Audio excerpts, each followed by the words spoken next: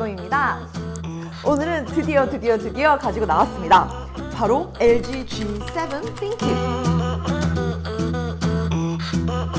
제가 선택한 색상은 라즈베리 로즈. 단 한 번도 이런 강렬한 레드 계열의 색상을 선택을 해본 적이 없어요. 그런데 라즈베리 로즈 이름도 일단 너무 예뻤고, 그리고 궁금하기도 했었고, 직접 이런 색깔을 한번 처음으로 사용을 해보고 싶어서 이렇게 아주 화려한 핑크 첫 핑크 라즈베리 로즈로 선택을 했습니다. 이번 LG전자의 새 스마트폰 G7 ThinQ의 특 장점을 뽑자면 AI 카메라, 슈퍼 브라이트 카메라, 그리고 붐박스 스피커, 이 세 가지라고 생각하는데요. 이 세 가지 중에 두 가지가 이번 G7 카메라의 가장 흥미롭고 새로운 기능들인 만큼 오늘 영상에서는 제가 아주 좋아하는 카메라 테스트를 한번 해보겠습니다. 그럼 일단 갈까요? 카메라를 실행시키면 이렇게 딱 이번 G7 카메라의 가장 흥미로운 스펙이라고 할 수 있는 아웃포커스 그리고 AI 카메라 옵션이 있습니다. 이번에 처음 들어온 아웃포커스 기능부터 한번 시작을 해볼게요. 이렇게 아웃포커싱을 사용하게 되면 거리를 적어도 40cm 이상 확보하라고 뜨게 되는데요. 생각보다 더 많이 거리를 확보해야 돼요. 여기에 위치한 숫자로 아웃포커싱 블러리함의 양을 0에서 10까지 원하는 만큼 조절을 한 뒤 제가 터치로 초점을 맞춘 가장 앞쪽 부분의 선명함과 그 뒤로 조금 떨어져 있는 꽃들, 그리고 아주 뒤에 있는 그 배경, 뒷배경, 아웃포커싱 처리가 자연스럽게 된 걸 볼 수 있습니다. 조금 더 뒷배경을 들어오게 해서 한번 찍어봤는데요. 여기 가까운 부분, 이 부분 역시 초점 맞은 부분보다 살짝 블러 처리된 걸 볼 수 있고, 멀리 있는 논밭은 조금 더 확실하게 블러리하게 나타나네요. 이 와중에 꽃 색깔이 너무 예쁘죠? 아웃포커스 기능의 또 다른 이름인 인물 모드. 그렇다면 이 인물 사진 역시 안 찍어볼 수가 없는데, 우선 같은 장소에서 셀피를 한번 찍어봤습니다. 전체적으로 크게 이렇게 봤을 땐 와, 잘됐다, 잘 나온다, 초점이 정확히 맞은 선명한 제 모습과 또 그 뒤로 백그라운드는 블러리하게.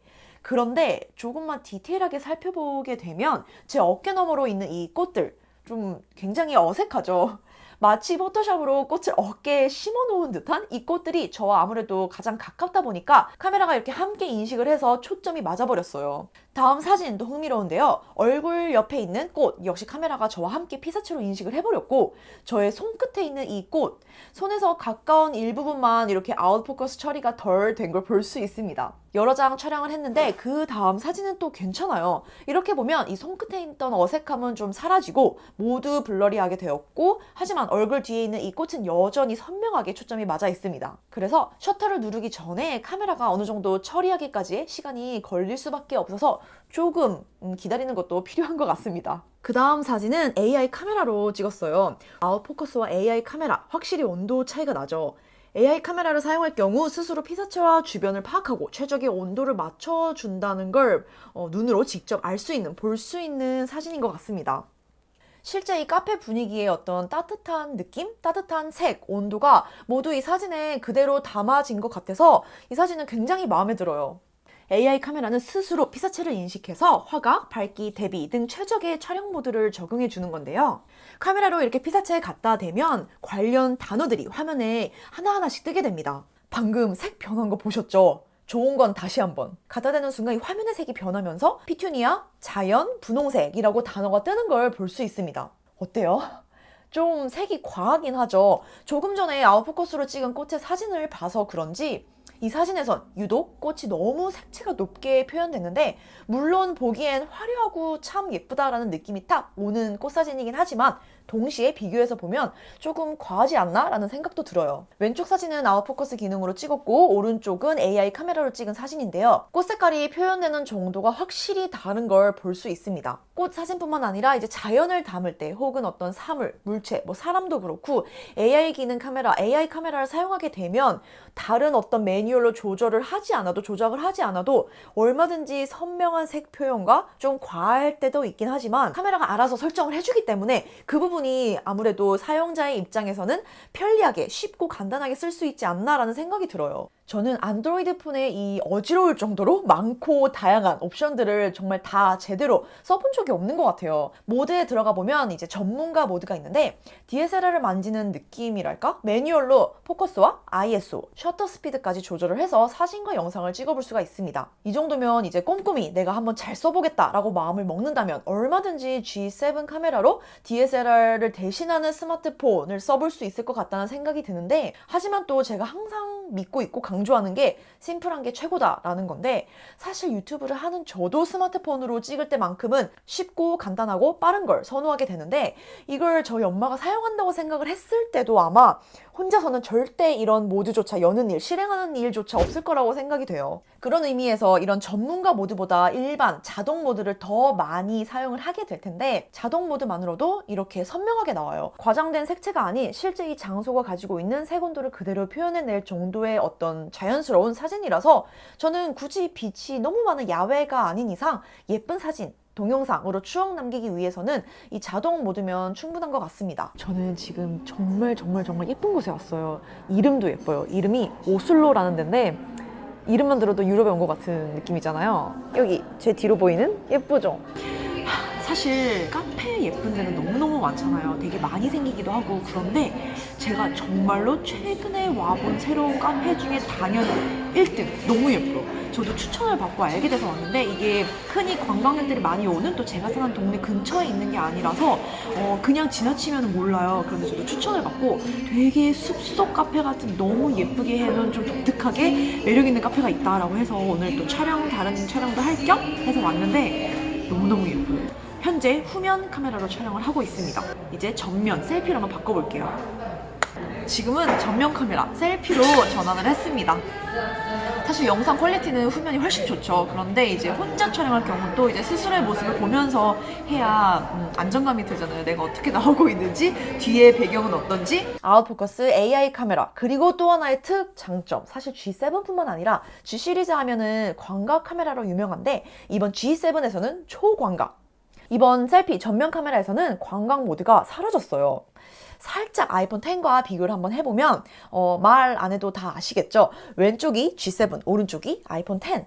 초광각 모드가 아니더라도 이미 셀피에서 충분히 넓은 앵글이 확보가 된 걸 뒤에 있는 간판 노출을 통해 알 수 있습니다. 이 사진에서 앵글 말고도 제가 언급하고 싶은 건, 이거는 제가 나이가 들어서 좀 취향이 바뀌어서 그런 건지, 예전에 저라면 G7의 이 매끈한 피부로 표현되는 사진을 좀 더 선호했을 것 같은데, 이 사진에서만큼은 아이폰의 실제 저의 모습과 같은 조금 더 내 피부색, 내 얼굴로 표현된 이 느낌이 조금 더 좋아요.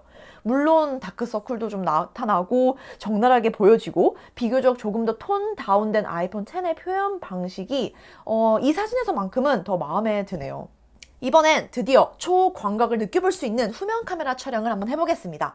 일반 앵글로 촬영한 사진들이고, 같은 장소, 같은 구도에서 다시 한번 초광각 모드를 켜고, 일단 이 화면에서부터 찍기 전부터 느껴지죠. 오슬로 간판이 다 확보가 됐고, 저희 엄마의 다리도 다 들어오고, 뭔가 더 길게 나오는 느낌이 있어요. 길어진 느낌? 아까는 다 나오지 않았던 오슬로 뒤에 보이는 키 큰 나무도 앵글 안에 다 들어오고 있습니다. 예쁘다.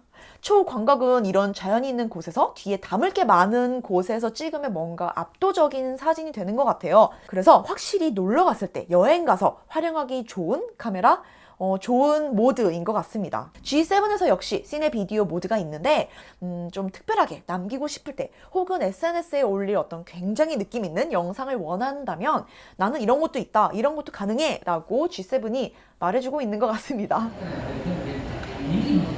저는 원래 카페 오면 무조건 아이스 커피인데, 오늘 날이 너무 추워요. 그래서 아이스 커피를 먹고 싶지만 따뜻한 것도 먹기 싫고, 그래서 따뜻한 달달한 자몽티 시켰습니다. 이번엔 제가 너무나 좋아하는 음식 모드. 아이폰에서는 아웃포커스 되는 기능을 이제 인물 모드라고 읽고 음식 모드라고 쓴다면, G7에서는 아예 음식 모드가 따로 있어요. 화면 아래쪽에 위치한 색 온도 조절과 또 밝기 조절 역시 가능한데요. 한번 비교를 위해서 왼쪽은 극적으로 차가운 온도로 찍어봤고, 오른쪽은 반대로 따뜻한 색 온도로 맞춰봤어요. 아마 모드 중에선 단연 이 음식 모드를 모든 사람들이, 저 포함해서, 제일 많이 사용하게 되지 않을까요? 이런 식으로 아무 때나. 마지막으로 있는 모드는 점프컷이라고 흔히 짤이라고도 하는 GIF 클립으로 만들어주는 건데요.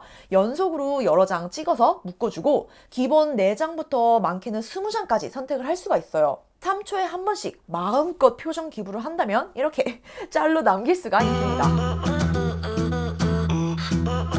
아웃포커스 AI 카메라, 그리고 또 다른 엄청난 녀석은 바로 슈퍼 브라이트 카메라입니다.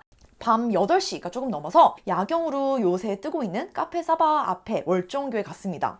어둡다고 느끼면 얘가 알아서 슈퍼 브라이트 카메라를 켜주고요. 빛이 충분하다고 느끼면 또 알아서 이 기능을 꺼주는데요. 밤에 스마트폰으로 찍었다고 보기 힘들 정도의 선명하고 깨끗한 사진입니다.